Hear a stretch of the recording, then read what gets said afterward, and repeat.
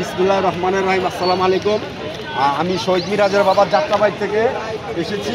আজকে সর্বোচ্চ আল্লাহর রহমতে আপনাদের দোয়ায় দেশবাসী যারা আইন নিয়ে কাজ করতেছেন, আন্তর্জাতিক ট্রাইব্যুনালে চিফ প্রসেসিং তাইজুল স্যারকে শ্রদ্ধা জানিয়ে অসংখ্য উনি মেহনত করেছেন। আজকে এই দিনটা আমরা জন্য এসেছি।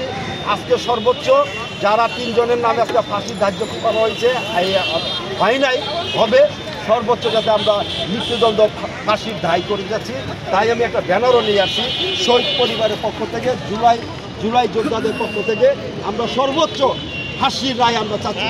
ফাঁসি দিলেও আমরা শান্তি পাবো না, কেননা উনি তো একবারে চলে যাবে। আমার সন্তানকে যে গুলি করে হত্যা করেছে, হাসপাতালে বেডে শুয়ে আছে, কাটাচ্ছে, চিকিৎসা পাচ্ছে না, এই ফ্যামিলির কী অবস্থা আছে, এই কষ্ট তো উনি পাবে না। এই কষ্টগুলো ওনারা আইনা ভারতে থাকুক, দিল্লিতে থাকুক, যেখানে থাকুক, আগামীতে যারা পার্লামেন্টে যাবেন, রাষ্ট্রীয় জনগণের ক্ষমতার বলে তারা সবাই মিলে যাতে এই দেশের আপামর জনতার যাতে কাজ করে, তারা যাতে এই দুঃখী পরিবারের পক্ষে থেকে কাজ করে, যারা বেকার যুবক আছে তাদের পক্ষে থেকে কাজ করে, রাষ্ট্র যাতে সুন্দরভাবে আমরা একটা রাষ্ট্র পাই।